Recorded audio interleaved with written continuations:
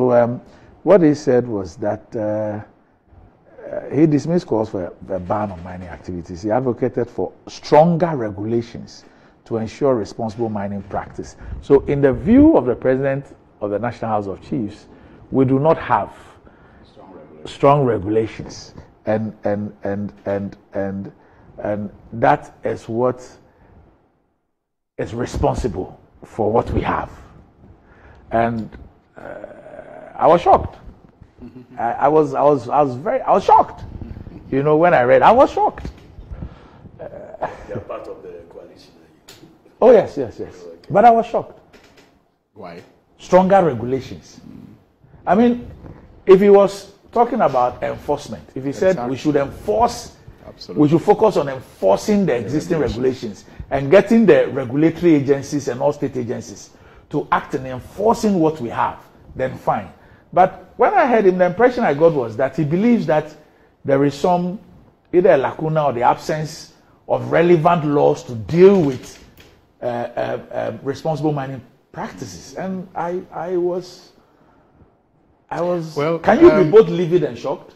Is that possible? Yeah, it happens. Shock price. Okay. You can even be shocked price.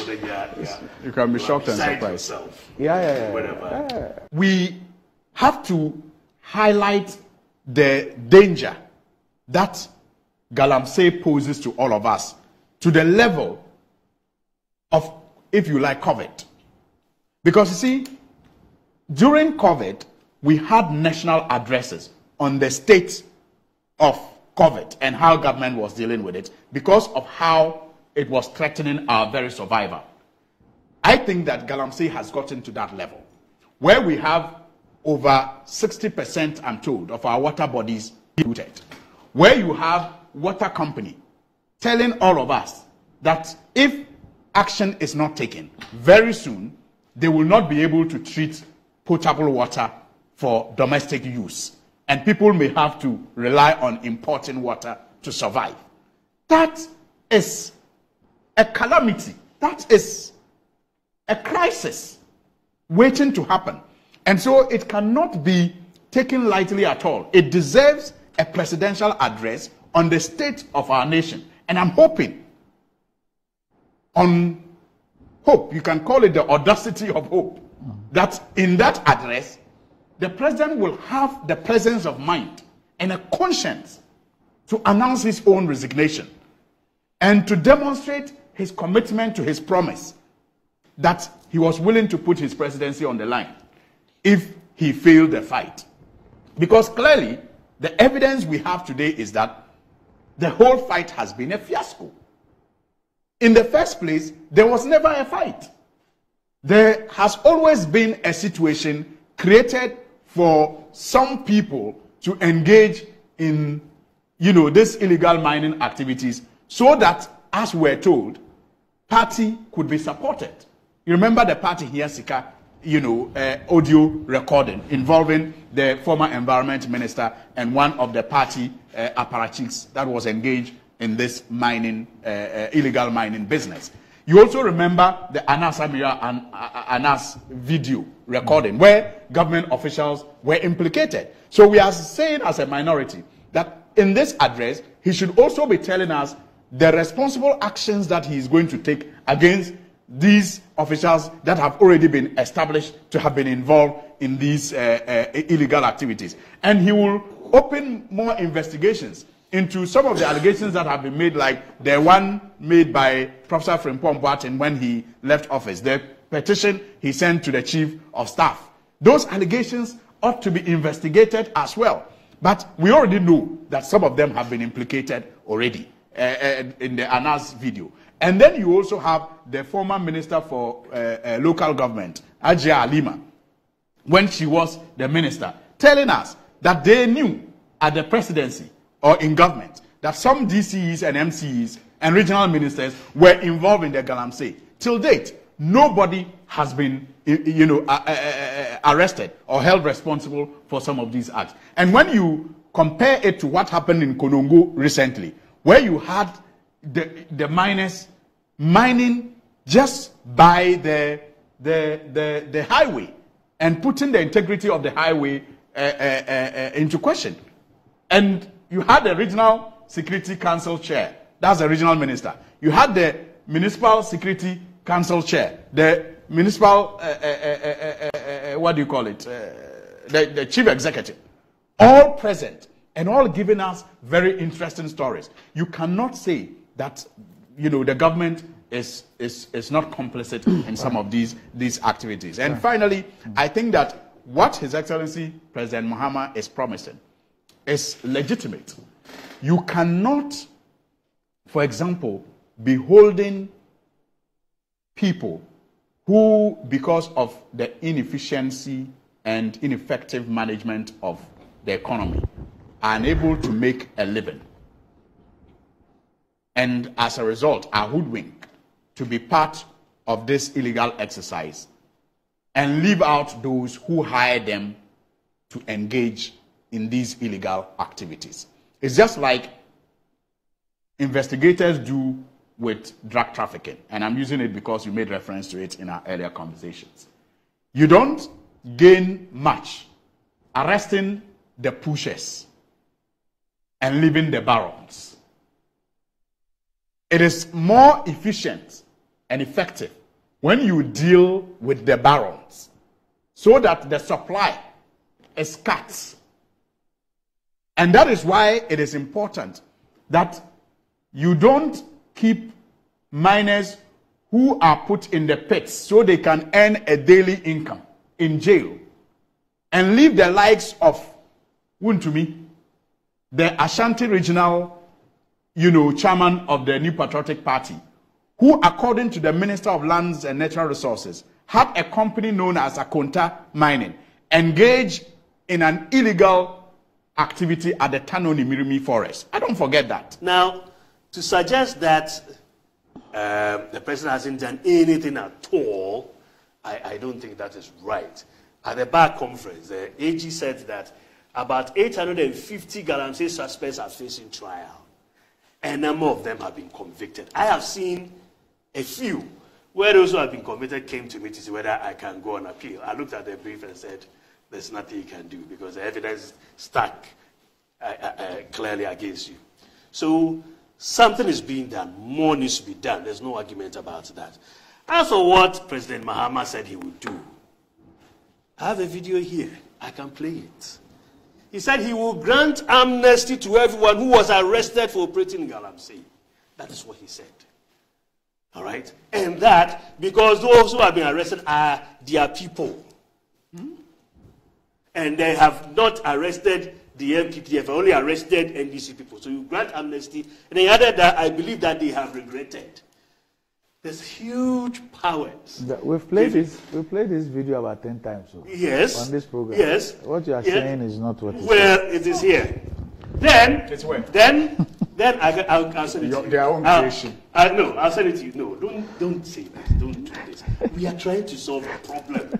Don't do what you're doing. So don't create a new one. No, you have invited me to it by saying that the president has done this, the president has done that. Don't create again. One. I'm not creating it. This like I said, deal with the barons and not the pushers. Again, when there was a ban, moratorium placed for years, all right, you had an NDC member, I think now he's Kwaku, what's his name, and Obing, going there to say that when they should vote for them in 2020, when they come, they will give them they allow them to mine. That is the unfortunate political spin we place on this, and then we do not see our way forward in battling this out. So if today you are now coming to tell us what will happen in the odd chance, because I know on the 7th of January it will be Dr. Baumia who's being sworn into, and he will start initiating into power, and he will start initiating some of these policies, which would augur well for us. If your president has something, all right, to say and to do, and you play it against some of these words, then it becomes some double standard issue. I think, bringing it to a close, I think enforcement need to be done. More of such. I think water bodies, at least, we want to see action on the water bodies, because that's essential.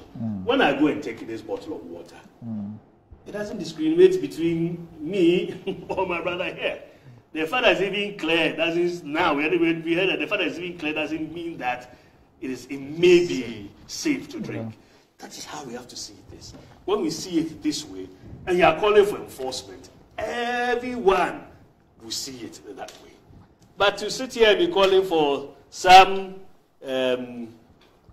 person hanging, no, that's politicizing it. That doesn't work out well. That dovetails into some of the things you've also said that we can begin to harp on. It doesn't solve any problem. So let's begin to solve the problem. The problem is, let us see more enforcement. Okay. There's a gentleman called Edem Srem. And I've been following him for, I think, close to 2 years. And he's been capturing images of communities devastated. Yes, by galamsey. His latest, today is the 24th. Not so? Yes. So his latest was Sunday the 22nd. And you guys know the Wasa area? Yes. Okay, so there are these towns in the Wasa area. So there's Japa, Akonsia, and Dadiaso. These three. Now, I want us to watch the images of these towns as at Sunday, the 22nd, 2 days ago. So this is what you're seeing on your screen. Wow. So this are the towns of Japa, Akonsia, and Dadiaso in the Wasa area. So that's what you're seeing. These are those areas as a Sunday. Sunday, 2 days ago, Sunday. This is a level of devastation in those three Wasa towns. Japa, Akonsia, and Dadiaso, as captured by Edem Srem. Sunday.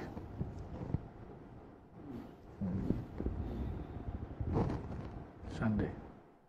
Randy, you recall one of the things that President Mahama was vilified for was when, in his fight against this practice, one time he traveled in a helicopter and described what he saw in very, if you like, uncompromising ways.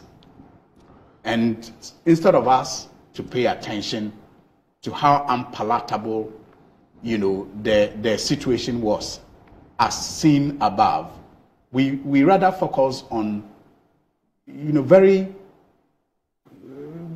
myopic propaganda. You recall he talked about how the earth, as he saw it, was like a wound on the body of the earth. And people said he referred to some town as the headquarters of galamsey, just so that they could engage in propaganda and destroy him. But it was, and today when you look at the pictures, Randy, and you have a conscience alive, like I keep referring to, you look at the earth as your body, and then you see those excavations as wounds on the skin. These are like shots taken from helis. From helicopters, yes. So from that view, you cannot... So you see, when you're on land, you see the trees around, and you think that the forest cover is intact. Yes. It's only when you take this aerial trips that you see that, look. Oh my goodness. The forest reserves have become crazy bald heads. I'm telling you, we measure too much in minors and minor in majors, Randy. And I think that it is time that we all demanded action. This is what is left of your country. To commend the civil society organizations and the media coalition for the work that they are doing. But I think that we cannot expect anything good from this government that is responsible. That is responsible for this. You just said they simply have been compromised. We have sat here, all of us have sat here to say that they ask me. Kingsley, let us be honest. Somebody is responsible for the enforcement, and the person has shared his responsibility. We cannot expect anything better from this administration anymore. Okay. And let's take. Okay. We're not angry enough. It's a Ghanaian question. Yes. What can a country that cannot protect its water bodies and forest cover. What can that country do? Protect. What is that country capable of doing? A country that cannot protect its water and forest cover. It's a rhetorical question, isn't it? It's a question. No, yes. nothing. What can that country My protect? answer to, because you see,